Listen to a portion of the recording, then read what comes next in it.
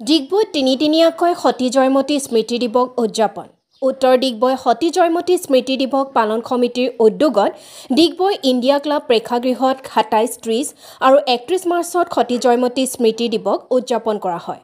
প্ৰথম দিনা উদযাপন সমিতিৰ সভাপতি গীতাঞ্জলি সোণোৱাল পতাকা উত্তোলন, দ্বিতীয় দিনা তিনিচুকীয়া জিলা ভিত্তিত একাংকিকা নাট প্ৰতিযোগিতা অনুষ্ঠিত হয়। উদযাপন সমিতিৰ সম্পাদিকা বিনীতা মৰাণে সূচনা কৰা সতী জয়মতী স্মৃতি দিৱসৰ অন্তিম দিনা মুকলি সভাত বঁটা বিতৰণ, স্মৃতিগ্ৰন্থ উন্মোচন আৰু নিশা সতী জয়মতী নাটক প্ৰদৰ্শন কৰা হয়। ডিগবৈৰ পৰা বিনন্দ কোঁৱৰৰ ৰিপৰ্ট, অল আছাম নিউজ 30।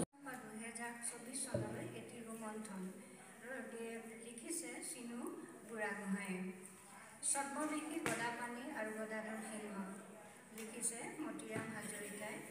দেশপ্ৰেম আৰু আত্মত্যাগৰ চানেকি সতী জয়মতী জোনালী বুঢ়াগোহাঁই। মহাসতী জয়মতী আৰু গদাপাণি এতিয়া বা ডক্টৰ বিকাশ কুমাৰ বৰা।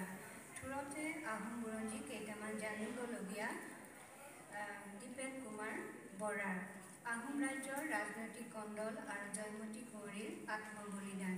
মণিকা হেনচোৱা। প্ৰণাম শতকোটি জয়ালু। গোপাল চন্দ্ৰ দাস। লালুকোলা বৰফুকন। গৌতম বৰঠাকুৰ। জয়মতী জিমি চেতিয়া। ইয়াৰ ভিতৰচৰা কেৱল প্ৰবন্ধই নাই।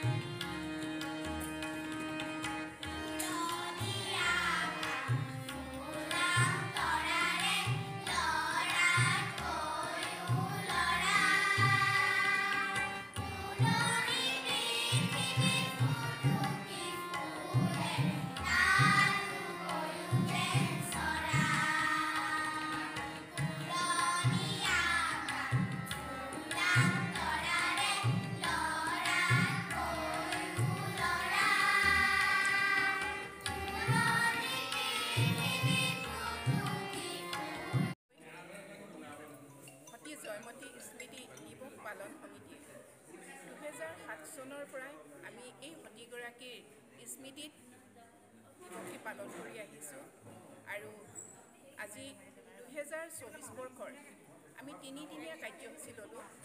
27/3/2024 আমি পতাকা উত্তোলন আৰু বন্তি প্ৰজ্বলন কৰা হ'ল। 30/3/24 তাৰিখে আমি একাংকিকা নাট প্ৰতিযোগিতা পাতিছিলোঁ।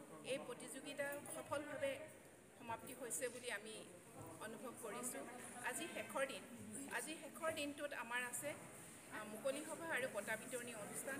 তাৰোপৰি আমি কাৰ্যসূচী হিচাপে লৈছিলোঁ যি আমাৰ ডিগবৈ অঞ্চলৰ কাৰণে গৌৰৱ কঢ়িয়াই অনা ছগৰাকীকৈ SCS পাছ কৰা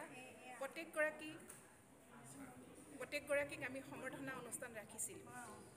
আৰু সেয়ে আমাৰ সন্ধিয়ালৈ আমাৰ আছে জয়মতী নাটখনৰ উপৰিও কণ শিশুসকলৰ দ্বাৰা কমলা কুঁৱৰী নাট পৰিৱেশন কৰা হ'ব। আমি এই অনুষ্ঠানটিৰ জৰিয়তে আমি অকল আমাৰ স্মৃতি দিৱস পালন কৰাই নহয়, মহিলাসকলৰ সকলো দিশতে সাংস্কৃতিক সামাজিক দায়বদ্ধতাৰ প্ৰতি অনুপ্ৰাণিত কৰিবৰ কাৰণে আৰু কণ শিশুসকলকো যাতে ইয়াৰ লগত জড়িত কৰি তেওঁলোকৰ প্ৰতিভা বিকাশৰ কাৰণে আহিছোঁ এই অনুষ্ঠানৰ জৰিয়তে। আজি আমি সকলোৱে যি সংকল্পবদ্ধ লৈছোঁ, সেই সংকল্প হৈছে সতীগৰাকীয়ে যি তেওঁলোকৰ মহান ত্যাগ কৰি গ'ল, যি দেখুৱাই গ'ল আমাৰ সমাজত প্ৰতিপ্ৰেম, দেশভক্তি আৰু নাৰীৰ যি স্বাভিমান, নাৰীক অবলা বুলি কোৱা হয়, তেখেতে যে এই অবলা সংজ্ঞাটো তেখেতে মষিমূৰ কৰি দিলে তেখেতৰ আত্মত্যাগৰ জৰিয়তে।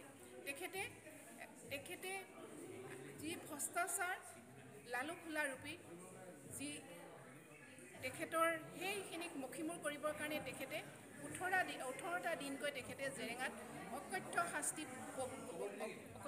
ভোগ কৰিলে, যাৰ জৰিয়তে তেখেতৰ যিখিনি স্বামী ভক্তি, সেই স্বামী ভক্তি অটল হিচাপে দেশখনৰ উন্নয়নৰ বাবে, ভৱিষ্যত প্ৰজন্মৰ বাবে যি চানেকি দি থৈ গ'ল, সেই চানেকি আমাৰ ভৱিষ্যত প্ৰজন্মই যাতে তেখেতক অনুকৰণ কৰে, তাৰে কাৰণে আমি এই উত্তৰ ডিগবৈ সতী জয়মতী স্মৃতি দিৱস পালন সমিতিয়ে আমি চেষ্টা কৰি আহিছোঁ।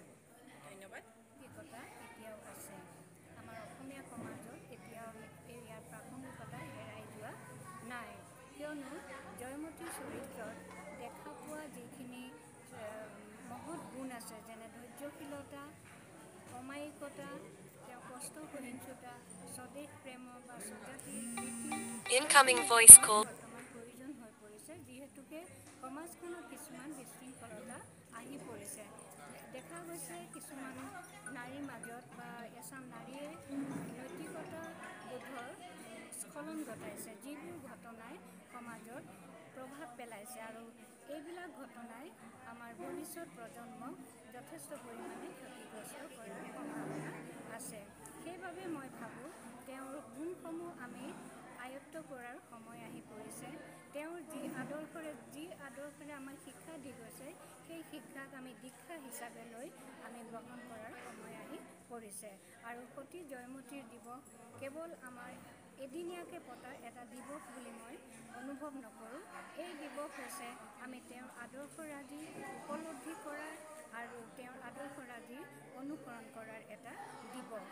যিহেতুকে জয়মতী কুঁৱৰীয়ে এনে এটা এটা সংকটময় যুগৰ সময়ত এটা গুৰুত্বপূৰ্ণ ভূমিকা গ্ৰহণ কৰি আমাৰ জাতিটোক ৰক্ষা কৰিছিল, আমাৰ দেশখনক ৰক্ষা কৰিছিল, লগতে তেওঁৰ নিজৰ পৰিয়ালৰ তেওঁৰ যি স্বামীৰ প্ৰতি যি নিৰ্মল প্ৰতিপত্তিৰ আৰু তেওঁ সন্তান দুটি তেওঁ লাই লেচাই আছিল। প্ৰকৃততে আমাৰ অসমৰ ভৱিষ্যতৰ বংশধৰ আছিলে, ভৱিষ্যত প্ৰজন্ম আছিল, আৰু মাতৃ হিচাপে তেওঁলোকৰ সুৰক্ষিত ভৱিষ্যত বিচাৰিছিল। গতিকে আমি এতিয়া আমাৰ ভৱিষ্যত প্ৰজন্মসমূহৰ সুৰক্ষাৰ কাৰণে আমি তেওঁৰ মহৎ গুণসমূহ আয়ত্ব কৰাটো সময় আহি পৰিছে, আৰু